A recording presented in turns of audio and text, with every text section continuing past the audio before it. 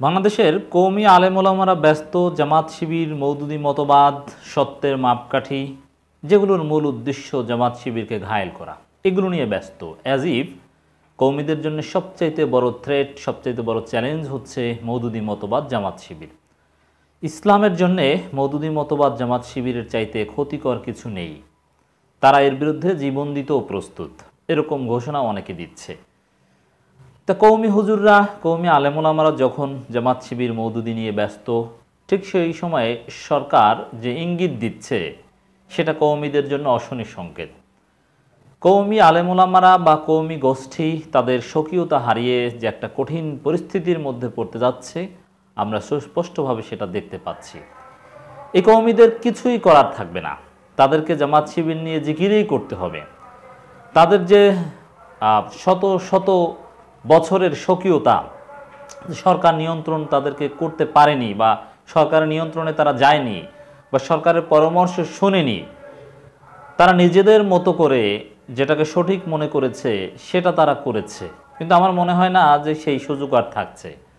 আওয়ামী লীগ সরকার অত্যন্ত প্রতাপশালী।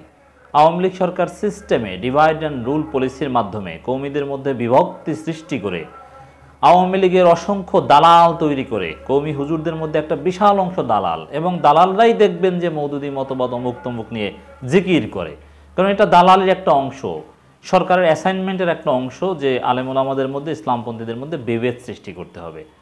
এই বিভেদ সৃষ্টি করে এই সুযোগে এই সময়ই সরকার নড়ে চড়ে বসছে, কওমিদেরকে নিয়ে কঠিন কিছু পরিকল্পনা করছে। কওমিদের অনেকে অলরেডি এ বিষয়ে উদ্বেগ প্রকাশ করছে। কওমিদের অনেকেই এই ধরনের উম্মার এই ক্রান্তি লগ্নে জামাত শিবির মওদুদি জিকির করতে নিষেধ করেছেন, কিন্তু শোনে নাই। কারা শোনে নাই? তারা নিজেরা না হলেও তাদের আকাবিররা, কারণ কওমিদের মধ্যে তো অনেক গ্রুপ, প্রত্যেকটা গ্রুপের আবার নিজেদের নিজস্ব আকাবির আছে, তাদের আকাবিরের ঠিকই সরকারের দালাল। দর্শক, আপনারা দেখেছেন যে কওমিদের বাংলাদেশের একজন অন্যতম শীর্ষস্থানীয় আকাবির জনাব আল্লামা ফরিদ উদ্দিন মাসুদ হাফিজুল্লাহ, তিনি কেমন লোক, কোন পর্যায়ের দালাল আওয়ামী লীগের, এটা বুঝতে কি আপনাদের মোটেও দ্বিমত আছে? অথচ তিনি কওমিদের আকাবির, তার সম্মান কি কওমিতে কমেছে? না, কিভাবে কমবে? তাকে স্পেশাল সম্মাননা, স্পেশাল ক্রেস্ট দিয়েছে চরমোনাই, কওমিদের সবচেয়ে বড় প্ল্যাটফর্ম হিসেবে পরিচিত।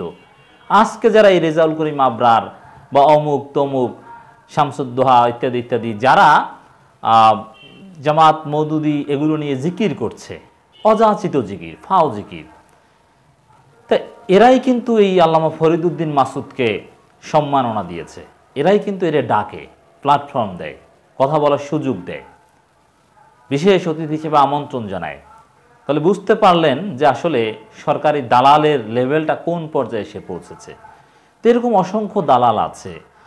তো এদের মাধ্যমে সরকার প্রাথমিকভাবে তো সফল হয়েছে। আপনারা দেখেছেন যে কিভাবে তাদেরকে বোকা বানিয়ে স্বীকৃতি দিয়েছে, যে দাওরা হাদিসকে মাস্টার্সের সমমানে স্বীকৃতি দিয়েছে, কিন্তু সামান্যতম সুফল পেয়েছে।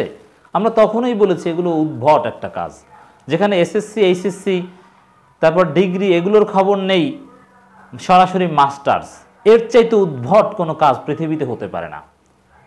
এটা কিন্তু এই কওমি মাথামোটা হুজুররা মেনে নিয়েছে এবং তারা অনেকে খুশি হয়েছে, বাবারে আমাদেরকে মাস্টার্সের সম্মান দিয়েছে। কি হয়েছে সেই সম্মান দিয়ে? কোথাও কোনো সম্মান আসলে ইন প্র্যাকটিস পেয়েছে বা এর গেজেট হয়েছে কিনা সেগুলোও তো কোনো খবর নেই, সম্মান পেয়েছে। যাই হোক দর্শক, দেখেন আমি এই নিউজে যাওয়ার আগে সরকারের একটা পলিসি একটু আপনাদেরকে জানিয়ে নেই, তাহলে বুঝতে সুবিধা হবে। লাস্ট 28 অক্টোবর 2023-এর কথা আপনাদের মনে আছে। সে 28 অক্টোবরে অপ্রত্যাশিতভাবে জামাতের বিরুদ্ধে, শিবিরের বিরুদ্ধে বড় বড় কথা বলে সরকার জিরো টলারেন্স, সেই পুলিশের একজন কর্মকর্তা বিপ্লব সাহেব অনেক কথা বলেছিলেন, জামাতকে দাঁড়াতেই দেওয়া হবে না, অনুমতি দেওয়া হবে না, প্রশ্নই আসে না, প্রতিহত করা হবে।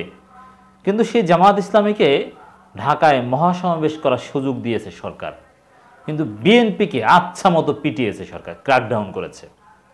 মানে এই পলিসিটা বুঝেন এটা কেন? দুইটাই কিন্তু সরকার বিরোধী, মারাত্মক সরকার বিরোধী, জামাত বিএনপি। এর মানে হচ্ছে জামাতকে নির্বিঘ্নে সমাবেশ করতে সুযোগ দিয়ে, তারপরে বাড়ি চলে যাওয়ার সুযোগ দিয়ে একাকী বিএনপিদেরকে রেখে তারপরে আচ্ছা মতো পিটিয়েছে। এটা কিন্তু সরকারের একটা কৌশল। এর মানে সরকার তাদের কৌশল সফল করার জন্য সরকারের চিরশত্রুকেও কাছে টানতে দ্বিধাবোধ করে না, যেরকম জামাতকে সুযোগ দিয়েছিল 28 অক্টোবর। এটা সরকারের কৌশল, ডিভাইড অ্যান্ড রুল। একত্রে যদি জামাত বিএনপি থাকতো তাহলে দুই গ্রুপকে মোকাবেলা করা সরকারের জন্য কঠিন হয়ে যেত। ঠিক তদ্রূপ আজকে দেখেন,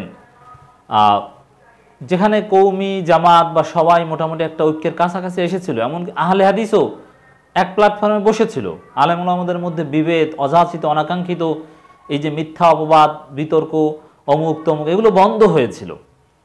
ঠিক সেই সময়ে এই বিতর্কগুলো সামনে আনা হয়েছে, জামাত কৌমিদের মধ্যে একটা চরম বিভেদ তৈরি করে দেওয়া হয়েছে। এমনকি আহলে হাদিসের মধ্যেও, আহলে হাদিস সুন্নি, আহলে হাদিস জামাত, আহলে হাদিস কৌমিদের মধ্যেও সেই শবে বরাত বিষয় নিয়ে একটা চরম দূরত্ব তৈরি হয়েছে। 2017 সালের পর যতটুকু কাছাকাছি এসেছিল জামাত, কৌমি, সুন্নি, আহলে হাদিস, সবাই আবার ততটুকু দূরে সরে গিয়েছে। তো এই যে আমির হামজা বলেছেন যে এগুলো কারা করে, কোন জায়গায় কি টাকা পয়সা পায় আমরা জানি, অ্যাবসলিউটলি রাইট, এগুলো সব সরকারের পরিকল্পনা। তো এই বিভেদ তৈরি করে, মানে এই সময়টা আমরা যখন কথা বলছি, আজকে মার্চ মাসের 4 তারিখ, এই সময়টা আপনি একটু খোঁজ নিয়ে দেখেন, জামাত কৌমিদের মধ্যে চরম বিভেদ, চরম ক্ষোভ, মারাত্মক একটা পরিবেশ বিরাজ করছে। আহলে হাদিস জামাতের মধ্যেও মারাত্মক পরিবেশ বিরাজ করছে। সুন্নিদের সাথে অন্যান্য গ্রুপ, আহলে হাদিস জামাত কৌমি, সবার সাথে বিভেদ। সেই জাহাঙ্গীর হুজুরের ঘটনা, আকরামুজ্জামান বিন আব্দুস সালামের ঘটনা, ইত্যাদি ইত্যাদি, সবগুলো কিন্তু এখন একটা হুজুরদের মধ্যে একে অপরের সাথে একটা শত্রুতার পরিবেশ বিরাজ করছে। তো এই পরিবেশ কি অটোমেটিক্যালি কোইন্সিডেন্টলি তৈরি হয়েছে? না, আমি মনে করি এর পেছনে সরকারের হাত রয়েছে। সরকার তাদের দালালদের মাধ্যমে এই পরিবেশ সৃষ্টি করেছে। সরকারের দালাল কারা? যারা মওদুদি মতবাদ এগুলো নিয়ে জিকির করে, যারা একের পর এক ফেতনা সামনে নিয়ে আসে। আর এই বিভেদের পরিবেশ তৈরি করে সরকার এখন কি ইঙ্গিত দিচ্ছে এটা দেখেন। আগে তো গ্রাউন্ড বুঝতে হবে, শুধু সরকারের সমালোচনা করলে হবে না, গ্রাউন্ড না বুঝলে ভুল করবেন। দেখেন গ্রাউন্ডটাকে। আমি সময় টিভি থেকে একটা নিউজ আপনাদেরকে একটু পড়ে শোনাই। নতুন কারিকুলাম নিয়ে শিক্ষামন্ত্রীকে কি বললেন ডিসিরা। শিক্ষামন্ত্রী মহিবুল হাসান চৌধুরী নওফেলকে বলেছেন, নতুন কারিকুলাম নিয়ে ডিসিরা নেতিবাচক কোনো কথা বলেননি। তার মানে অভিভাবক ও শিক্ষার্থীরা নতুন কারিকুলাম সাদরে গ্রহণ করেছেন। মানে যুক্তিটা দেখছেন যে ডিসিরা কিছু বলেনি, এই কারণে অভিভাবকরা সাদরে গ্রহণ করেছে। মানে ডিসিরা কি অভিভাবক? যাই হোক, মূল অংশটা দেখেন যেটা নিয়ে আপত্তি। অনিবন্ধিত মাদ্রাসার বিষয়ে শিক্ষামন্ত্রী বলেন, জেলা প্রশাসক এ বিষয়ে কথা বলেছেন। অনিবন্ধিত মাদ্রাসাগুলোর কারণে আশঙ্কাজনকভাবে ভর্তি হলেও সেখানে শিক্ষার্থী উপস্থিতি কম। ডিসিরা সেই বিষয়ে জানিয়েছেন, অনুমোদনের বাইরে যেসব মাদ্রাসা খোলা হচ্ছে সেটা মোটেও উচিত নয়। তিনি বলেন, নুরানি মাদ্রাসাগুলো শিক্ষাক্রম অনুসরণ করতে বলা হয়েছে। এ বিষয়ে সংশ্লিষ্ট প্রতিষ্ঠানগুলোর সাথে আলোচনা হচ্ছে, নিবন্ধনের আওতায় আনা হবে। অনিবন্ধিত মাদ্রাসার বিরুদ্ধে কোনো ব্যবস্থা নেওয়া হবে কিনা এই বিষয়ে জানতে চাইলে বলেন, আমরা তাদের সঙ্গে বসবো, ইতিমধ্যে আমরা বসেছি। এর মানে কি? নিবন্ধিত হতে হবে, শিক্ষা কারিকুলাম অনুসরণ করতে হবে। এই নুরানি মাদ্রাসা এটা কৌমিদের সাথে অ্যাফিলিয়েটেড। নুরানি মাদ্রাসার বিস্তার, গ্রাউন্ড কারিকুলাম এগুলো সব কৌমি বা দর্শে নিজামের স্টাইলই বেসিক্যালি চলে, বা এদের নিয়ন্ত্রণ কৌমিদের হাতে। এখন কৌমিরা কিছুতেই চায় না, সেটা নুরানি মাদ্রাসা হোক আর তাদের মূল মাদ্রাসা হোক, এগুলো সরকারের নিয়ন্ত্রণে আসুক, সরকারের কারিকুলাম অনুসরণ করবে, নিবন্ধিত হবে এইভাবে, এটা কিছুতেই তারা চায় না। এটা তাদের নিজস্ব পদ্ধতিতে চলবে, এটা হচ্ছে চাওয়া ছিল। কিন্তু সরকারের পরামর্শে বা সরকারের ডিজাইনেই বেফাক বা আরও বিভিন্ন বোর্ড গঠন করতে হয়েছে। এখন আবার এই নুরানি মাদ্রাসাগুলো এভাবে রেজিস্ট্রেশনের আওতায় আনতে হবে, সরকার সেরকম ইঙ্গিত দিচ্ছে। এটা আমি যৌক্তিক মনে করি, সরকারের এই সিদ্ধান্তের সাথে আমি শতভাগ একমত। আমি তো মনে করি যে সমস্ত কৌমি মাদ্রাসায় সরকারি কারিকুলাম পড়ানো উচিত। এখন কেন আমি এটা উচিত মনে করি সেটা আলাদা বিষয়, সেটা আমি বলছি না। কিন্তু কৌমি কর্তৃপক্ষ এটা চায় না, কৌমি চেতনার সাথে এটা সাংঘর্ষিক। দেওবন্দের যে উসুল তার সাথে এটা সাংঘর্ষিক, এটা হচ্ছে মূল কথা। আমি যাই চাই সেটা ভিন্ন কথা।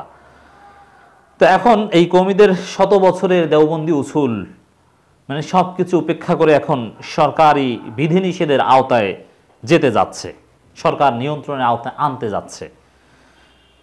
আমার ফেনী নামের একটা আঞ্চলিক পত্রিকার রিপোর্ট, ফেনীতে নিয়ন্ত্রণহীন নুরানি মাদ্রাসা প্রতিষ্ঠানগুলো যেভাবে গড়ে উঠছে তা কিছুতেই কাম্য নয়, তাদের নীতিমালায় মধ্যে আসা উচিত, জেলা প্রশাসক বলছেন। এর মানে দেখতে পাচ্ছেন নিয়ন্ত্রণহীন নুরানি মাদ্রাসা, অথচ এই নুরানি মাদ্রাসা এরা ইসলামের মৌলিক শিক্ষা কোরআন শেখানো থেকে শুরু করে আলেম ওলামাদের ভিত্তিপ্রস্তর স্থাপন করেন এই নুরানি মাদ্রাসা। এই নুরানি মাদ্রাসার অসামান্য অবদান রয়েছে আমাদের ইসলামের জন্য। আনাচে কানাচে যত নুরানি মাদ্রাসা গড়ে উঠবে তত ভালো। এইসব নুরানি মাদ্রাসা সমাজের জন্য, রাষ্ট্রের জন্য ক্ষতিকর নয়। প্রাথমিকভাবে কিছু শিক্ষা অর্জন করে তারপরে তারা মূল ধারায় চলে যায়, কিছুটা হলেও কারো কর্মসংস্থানও হয়। সেই নুরানি মাদ্রাসা নিয়ন্ত্রণহীন কেন এত, সেটা নিয়ে অ্যালার্জি চুলকানি শুরু হয়েছে, চিন্তা করেছেন? আর সেই কওমি হুজুররা তারা জামাত শিবির মওদুদি মতবাদ নিয়ে জিকির করছে, এগুলো নিয়ে কোনো চিন্তা ভাবনা নেই। দেখেন, একজন বিশিষ্ট কওমি আলেম গবেষক তিনি লিখেছেন, একটু শোনাই আপনাদেরকে। শিক্ষা সমস্যা ঢেউ আশ্রে পড়বে মাদ্রাসাতেও। বস্তা পচা জিনিসগুলো কি করে কওমি মাদ্রাসায় ঢুকানো যায় সেই ফন্দি আটা শুরু হয়েছে। সামনে যে কি হবে আল্লাহই জানে। এই নওফেল, মাননীয় শিক্ষামন্ত্রী কথা বলছে, নওফেল হাত ধরে যে কোনো অঘটনেই ঘটতে পারে, এভাবে বলা হচ্ছে। তো এই হচ্ছে অবস্থা দর্শক। এখন স্পষ্ট যে কওমি মাদ্রাসাগুলোতে সরকার তাদের নিজস্ব চিন্তাভাবনা, অনেক কারিকুলাম ঢুকিয়ে দেওয়ার চেষ্টা করছে, সেই ইঙ্গিত দিচ্ছে। এর মানে একটা কঠিন অবস্থার মধ্যে কওমি মাদ্রাসা আছে, তাদের যুগ যুগ ধরে শত বছরের স্বকীয়তা নষ্টের উপক্রম, আর তারা ব্যস্ত আছে জামাত শিবির মওদুদি মতবাদ নিয়ে। আর স্বাভাবিক, একেবারেই স্বাভাবিক, যদি এভাবে জামাত শিবির মওদুদি মতবাদের বিরুদ্ধে মিথ্যাচার, জিকির, সরকারি পরিকল্পনা এগুলো অব্যাহত রাখে কওমি হুজুররা, তাহলে কওমিদের দুরবস্থায় তাদের শিক্ষা কারিকুলাম সরকার নিয়ন্ত্রণ করতে চাইলে জামাত শিবির কি তাদের পাশে দাঁড়াবে? সাইকোলজিক্যালি দাঁড়ানোর কথা নয়, কিন্তু নৈতিক অবস্থান থেকে জামাত তাদের পক্ষে দাঁড়াবে। এজন্য জামাত ইসলামী ক্ষমতায় আসলে কওমি মাদ্রাসা সবচাইতে নিরাপদ, কওমি মাদ্রাসা স্বকীয়তার জন্য অনুকূল, কওমি মাদ্রাসা তাদের মতো করেই উন্নতভাবে সমৃদ্ধভাবে চলতে পারবে। এজন্য কওমিদের আসল বন্ধু মূলত জামাত ইসলামী, অথচ তারা মনে করে শত্রু। দেখেন এখন আওয়ামী লীগ কী করে, বুঝুন মজা। আল্লাহ কওমি মাদ্রাসাকে হেফাজত করুক, সেই দোয়া করি।